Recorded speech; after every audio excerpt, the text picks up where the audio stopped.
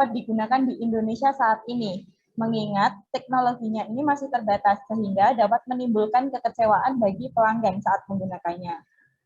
Nah, menurut diskusi dari kelompok kami, kami menyimpulkan bahwa penggunaan avatar ini merupakan hal yang bijak dan juga tepat dilakukan di Indonesia.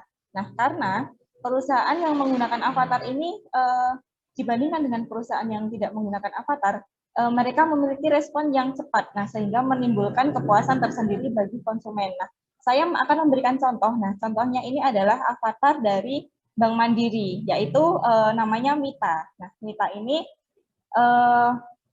merupakan langkah transformasi digital Bank Mandiri demi memberikan layanan yang baik, layanan yang efektif dan juga efisien. Nah, serta Mita ini sistemnya customer oriented. Nah, sebagai customer service secara virtual, Mita ini bisa melayani kebutuhan banking nasabah selama 7 kali 24 jam. Jadi jam berapapun konsumen membutuhkan bantuan, membutuhkan sebuah informasi tertentu dari layanan Bank Mandiri, Mita ini siap membantu menjawab. Mita itu memiliki beberapa kelebihan. Antara lain layanan ini dapat diakses secara gratis. Kemudian bebas antrian. Jadi setiap konsumen itu melakukan chatting dengan Mita, Mita dapat langsung menjawab pertanyaan konsumen.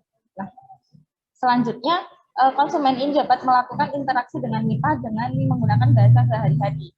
Kemudian Mita juga dapat diakses oleh siapapun, baik itu nasabah dari Bank Mandiri ataupun non nasabah dari Bank Mandiri.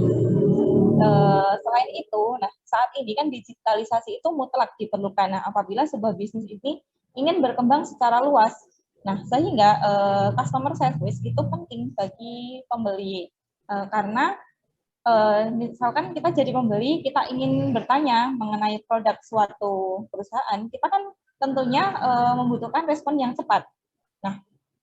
Maka dari itu, perusahaan itu membutuhkan customer service yang siap menjawab pertanyaan-pertanyaan calon pembeli dengan sigap. Apabila customer service itu telat menjawab, ini akan berujung pada kehilangan pelanggan, karena pasti pelanggan ini beralih ke layan lain yang lebih dapat memberikan kesigapan dalam menjawab. Maka dari itu, contoh Mita dari Bank Mandiri ini dapat membuat Bank Mandiri ini bisa sigap menjawab kebutuhan-kebutuhan dari konsumen. Selanjutnya saya akan memberikan contoh lain. Ini ada artificial intelligence dari Halo Dokter. Terkadang konsumen yang melakukan chatting dengan artificial intelligence dari Halo Dokter ini tuh tidak selalu menemukan jawaban yang pas ataupun kesimpulan yang dibuat oleh si avatar ini tidak tepat. Maka dari itu solusinya adalah tidak semua chat itu yang menghandle adalah si avatar. Dengan kata lain, si dokter ini tetap membackup chat, tetap menghandle supaya kesimpulan yang diberikan ini dapat sesuai dengan keluhan yang dirasakan oleh konsumen. Tetapi saya tekankan lagi di sini, untuk mengembangkan suatu avatar itu tidak dengan biaya yang murah. Saya baca dari kontankeuangan.co.id. Untuk mengembangkan si Mita ini membutuhkan dana sekitar 2 miliar. Begitu. Dan di Indonesia sendiri masih sedikit perusahaan yang menggunakan avatar dalam pelayanannya. Tetapi saya yakin jika Mas Andrian pernah melakukan interaksi dengan avatar kemudian menimbulkan kekecewaan ataupun kurang puas dengan pelayanan avatar, saya yakin bahwa perusahaan itu tetap melakukan perbaikan lagi dan lagi untuk menciptakan layanan yang terbaik bagi konsumen. Sekian jawaban dari saya. Apakah dapat diterima Mas Andrian dan Mbak Siska? Ya, terima kasih Mbak Elisna atas jawabannya. Terus satu lagi tadi siapa? Siska? Iya Pak. Gimana Siska? Jawabannya cukup sangat jelas dan detail. Terima kasih. Kalau Mbak. Cukup. Kalau sangat. Yang cukup atau sangat? Sangat, Pak. Karena kamu tuh mau memuji tapi aneh itu. Anehnya itu bilang cukup, tapi satunya sangat. Jadi itu nggak jelas. Iya, maaf ya Pak. Jadi yang tepat apa? Sangat ya? Sangat jelas dan detail Pak. Oh, bagus sekali. Terima kasih Elisna. Jadi jawabannya sudah menjawab pertanyaan Andrian dan Siska. Oke, silakan berikutnya. Di sini saya akan menjawab pertanyaan dari Kak Daisha dari kelompok 5. Pertanyaannya itu, dalam penggunaan teknologi avatar, manakah yang lebih efektif untuk pengendalian entitas antara operator manusia dan operator komputer? Apakah keefektifan tersebut terbukti mampu meminimalkan risiko yang mungkin akan terjadi? Jadi menurut diskusi dari kelompok kami, untuk keefektifan penggunaan teknologi avatar sendiri itu bisa dilihat dari dua sisi. Yang pertama itu dari segi waktu. Jadi berdasarkan penggunaan teknologi avatar itu lebih efektif jika dikendalikan oleh operator komputer karena pelanggan itu bisa mengakses informasi secara cepat, tepat, kapanpun dan dimanapun. Artinya pelanggan itu nggak usah antri lagi untuk memperoleh informasi yang diinginkan, yang mana tersedia dalam 24 jam setiap harinya, seperti yang telah disinggung oleh Mbak Cika sebelumnya. Kemudian jika dilihat dari segi responnya sendiri, penggunaan teknologi avatar ini lebih efektif jika dikendalikan oleh manusia karena tidak semua avatar itu dapat merespon sesuai dengan apa yang kita butuhkan. Contohnya saja, misal kita ingin melakukan konsultasi ke psikolog, maka perusahaan tersebut akan menggunakan avatar yang dikendalikan oleh manusia karena lebih bisa memahami perasaan dari customer-nya sendiri. Atau jika kita ingin melakukan konsultasi tentang rekomendasi produk kecantikan yang membutuhkan layanan yang sangat personal, sehingga akan lebih cocok jika menggunakan teknologi avatar ini yang dikendalikan oleh manusia, karena lebih bisa memahami keinginan si customer-nya sendiri. Jadi, jika ingin mengetahui mana yang lebih efektif, sebenarnya hal ini juga disesuaikan lagi dengan bidang usaha atau jenis perusahaan tersebut. Jika perusahaan tersebut itu banyak menangani hal-hal yang sifatnya itu tidak personal, maka dapat menggunakan teknologi yang dikendalikan oleh komputer, seperti yang dicontohkan pada avatar Mita dari Bank Mandiri sebagai customer service virtual tadi, yang telah dijelaskan oleh Mbak Cika. Kemudian jika perusahaan tersebut itu banyak menangani hal-hal yang sifatnya sangat personal, maka akan lebih efektif lagi apabila menggunakan avatar yang dikendalikan oleh manusia, seperti contohnya tadi aplikasi dari Halodoc. Itu Mbak Daisha, bagaimana? Oke. Sudah jelas. Terima Gimana? kasih, Mbak. Daisha, jelas ya? Sudah jelas, Pak. Sedikit tadi catatan untuk Darul ya. Itu banyak menggunakan kata atau sering menggunakan kata yang tidak perlu. Kata apa itu?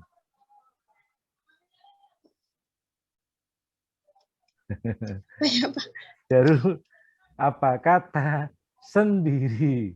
Kamu berkali-kali itu sendiri. Terus atau customer sendiri. Oh iya, ya, iya Pak, mohon maaf Pak. Itu nggak apa-apa, itu mungkin kebiasaan. Tapi untuk lain kali kata sendiri itu nggak perlu diucapkan, ya. Baik Pak. Ya, enggak itu mungkin kebiasaan saya kira ya, tapi kebiasaan yang tidak perlu, ya. Oke. Iya, ya baik Pak, terima kasih. Terima kasih. Ini Pak masih masih ada lagi. Iya. Oke, silakan. Saya akan menjawab pertanyaan dari Mas Joseph. Pertanyaannya itu, seberapa penting dan optimalkah penggunaan avatar terhadap penawaran produk atau jasa yang akan ditawarkan ke konsumen di masa sekarang, dan berikan gambaran penggunaan avatar khususnya di kondisi Indonesia saat ini. Jadi di era kemajuan teknologi yang semakin pesat ini, avatar sebagai asisten online dinilai sangat penting dan banyak memberikan keuntungan bagi penyedia layanan jasa. Antara lain itu keuntungannya itu tidak terikat waktu dalam mempromosikan dan memberikan informasi tentang produknya. Selain itu juga tidak tergantung pada manusia yang berperan sebagai penawar jasa. Dan yang paling utama, konsumen itu dapat mengakses informasi tentang produk, jasa kapanpun dan dimanapun. Sebagai contohnya itu ada beberapa website tentang pengaplikasian avatar terhadap asisten online dalam memberikan layanan dan promosi terhadap produk layanannya. Di antaranya itu ada www.santika.com, http://www.prosentika.com menurut artikel yang telah saya baca sebelumnya. Menurut riset dari Microsoft beserta dengan firma riset IDC tahun 2019 juga menyebutkan bahwa hanya 14% perusahaan di Indonesia itu yang sudah mengadopsi artificial intelligence. Selanjutnya, menurut Oxford Insight, angka kesiapan adaptasi AI ini di pemerintahan Indonesia itu berada di peringkat kelima se-Asia Tenggara setelah Singapura, Malaysia, Filipina, Thailand. Jadi dari hal tersebut itu terdapat beberapa kendala dalam penerapan artificial intelligence di Indonesia, seperti pengelolaan big data dan mindset inovasinya. Kemudian di Indonesia sendiri, contoh penerapan dari artificial intelligence ini untuk teknologi avatar masih sangat rendah. Contohnya, penerapan teknologi avatar di Indonesia saat ini masih berupa teknologi dalam bentuk chatbot dan telah digunakan di beberapa perusahaan nasional seperti Dana, Smartfren, Sosiola, Bank Sinarmas, dan paling baru oleh Artajasa, sehingga dapat disimpulkan bahwa penggunaan avatar terhadap penawaran produk maupun jasa di masa sekarang, khususnya di Indonesia, itu masih belum optimal karena teknologi avatar ini kan termasuk ke dalam teknologi kecerdasan artificial intelligence. Dan menurut penelitian tadi, perusahaan di Indonesia yang sudah mengadopsi AI ini hanya baru sebesar 14%, artinya masih banyak perusahaan-perusahaan di Indonesia itu yang belum melek tentang teknologi tersebut, sehingga bisa disimpulkan bahwa penggunaan teknologi avatar ini di Indonesia masih belum bisa optimal. Itu Mas, gimana? Mas Joseph? Ya Mbak, sudah jelas. Ya, terima kasih. Oke, jelas ya Yosef. Oke, selanjutnya saya akan menjawab pertanyaan dari kelompok 6 dari Mbak Waitun kemarin. Kemarin pertanyaannya, apakah produk yang ditawarkan oleh avatar dapat memiliki efektivitas targeting dan positioning, padahal avatar sendiri itu memiliki keterbatasan dalam melakukan transaksi yang beresiko tinggi. Nah, jadi kelompok kami itu kemarin sudah berdiskusi dan menurut kelompok kami, avatar itu dapat tetap memberikan efektivitas untuk melakukan targeting dan positioning. Mengingat kalau avatar itu kan dirancang dan diprogram pastinya untuk membantu perusahaan mencapai tujuan jangka panjangnya. Nah, walaupun avatar itu memiliki keterbatasan, tentunya seperti yang sudah dijawab dan dijelaskan oleh rekan saya sebelumnya, keterbatasan yang ada itu akan dikembangkan, dievaluasi sehingga menjadi lebih baik gitu. Sehingga nantinya semakin sempurna si avatarnya, dan konsumen pun nanti diharapkan akan semakin puas. Nah, menurut penelitian dari tahun 2022 yang kelompok kami temukan, yang diteliti oleh Fred Miao dan kawan-kawan, menyatakan bahwa pada masa kini itu avatar sedang populer dan digunakan untuk digunakan dalam pemasaran. Dan menurut penelitiannya mengatakan bahwa avatar terbukti tumbuh 35% setiap tahunnya, yang menyatakan bahwa tingkat keberhasilan penggunaan avatar dalam pemasaran produk maupun jasa itu cukup baik. Nah, kemudian untuk penggunaan avatar yang masih baru seringkali akan menarik perhatian konsumen sehingga akan menjadikan perusahaan yang menggunakan avatar tersebut unik gitu loh. Jadi kayak perusahaan itu bakalan dilihat sebagai wah unik banget ya dia udah pakai avatar, dan itu bakal menjadi keunggulan tersendiri perusahaan tersebut. Nah, contohnya itu kayak di Jepang. Itu kan udah banyak perusahaan menggunakan avatar untuk melayani di restoran ataupun di bandara. Nah, hal tersebut itu bisa menjadikan Jepang atau perusahaan yang menggunakan avatar tersebut itu keunggulan dan daya tarik gitu kan, sebagai pelopor juga atas penggunaan avatar. Sehingga apabila kita mau ingat suatu negara atau tempat dengan pelayanannya cepat dan unik, baik, yang menggunakan avatar, pasti di benak kita yang pertama kali dipikir itu pasti Jepang gitu. Gitu jawaban dari kelompok kami. Gimana Mbak Waitu? Oke, terima kasih Mbak Brigita. Iya, kemudian saya juga akan menjawab pertanyaan dari kelompok 4 dari Mas Sugianur. Itu pertanyaannya, apabila kalian bekerja pada perusahaan, apakah kalian akan merekomendasikan penggunaan avatar pada perusahaan dan berikan alasannya? Nah, menurut kelompok kami, apabila kami bekerja di suatu perusahaan, maka kami akan merekomendasikan penggunaan avatar. Hal tersebut karena seiring perkembangan zaman, teknologi itu kan akan semakin pesat. Dan seiring perkembangan itu juga, penggunaan avatar akan semakin berkembang juga. Sesuai penelitian yang sudah saya paparkan sebelumnya dari Fred Miao tadi itu, dikatakan bahwa terjadi pertumbuhan sebesar 35% per tahunnya, yang artinya semakin banyak perusahaan menggunakan avatar untuk membantu dan mempermudah pencapaian tujuan perusahaan tersebut. Nah, kami berpikir bahwa perusahaan kami jika ingin mencapai tujuan yang perlu mengikuti perkembangan zaman tentunya.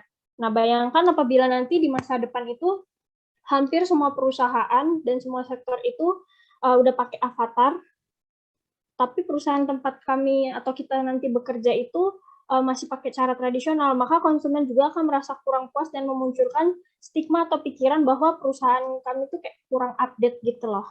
Nah, namun apabila kita berbicara di konteks saat ini dan ada di lokasinya di Indonesia, kelompok kami itu memberikan rekomendasi, kami dalam memberikan rekomendasi itu tergantung bidang di perusahaannya. Misalnya kayak mungkin kalau misalnya kalau bekerja di manufaktur itu bisa kita rekomendasikan menggunakan avatar. Tapi mungkin kalau untuk saat ini di beberapa dan mayoritas sektor-sektor tertentu mungkin masih kurang direkomendasikan, mengingat Indonesia itu secara teknologi itu masih kurang maju dibandingkan negara-negara lain. Terus secara pendanaan juga belum sebesar menyediakan pendanaan sebesar negara lain. Dan untuk masyarakatnya sendiri yang melek teknologi itu juga masih sedikit, seperti yang sudah dijelaskan sama Mbak Darul tadi, itu sekitar di Indonesia baru 14% ya. Begitu jawaban dari kelompok kami. Bagaimana Mas Gianur? Cukup jelas dan lengkap. Makasih Mbak.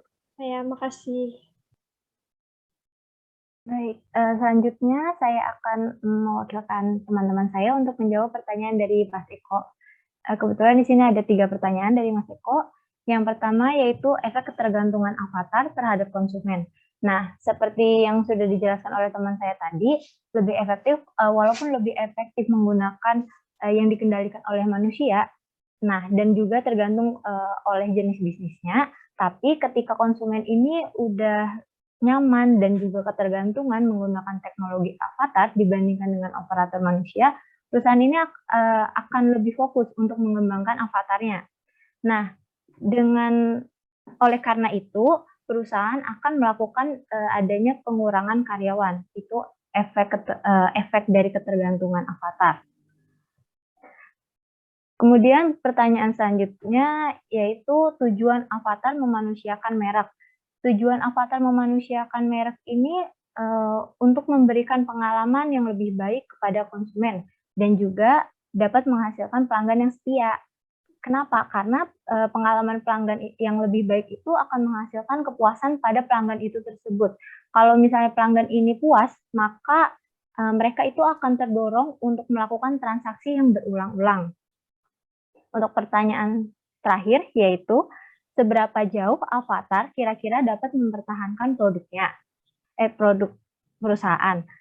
Avatar ini dapat mempertahankan produk di masa yang akan datang, diperkirakan akan sangat jauh. Nah, seperti hasil penelitian yang sudah dijelaskan tadi oleh rekan saya Brigita, itu setiap tahunnya itu akan meningkat sekitar 30% penggunaan teknologi.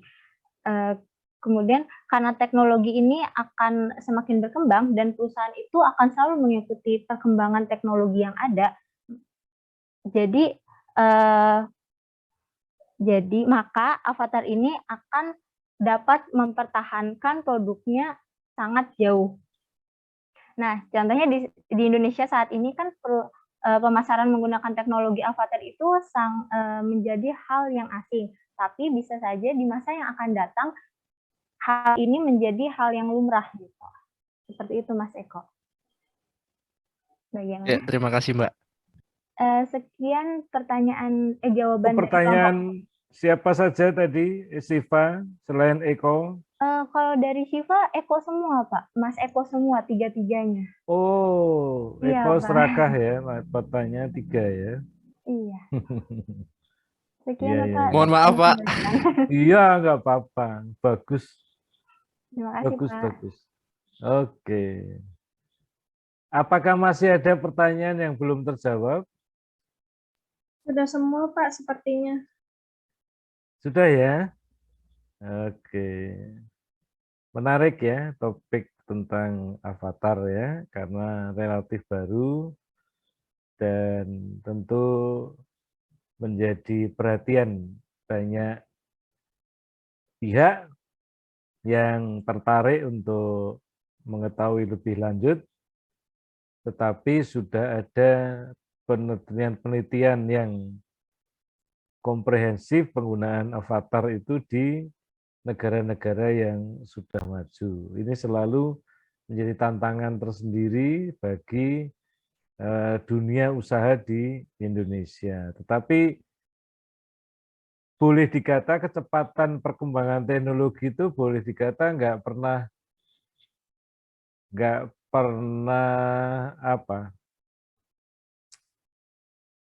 pernah berhenti, akan terus terjadi.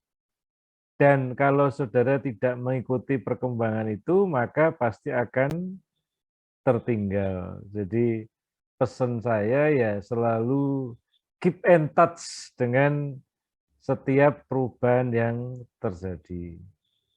Jadi kemarin kelompok 3 itu meskipun libur lebaran tapi ya sempat diskusi kelihatannya ya.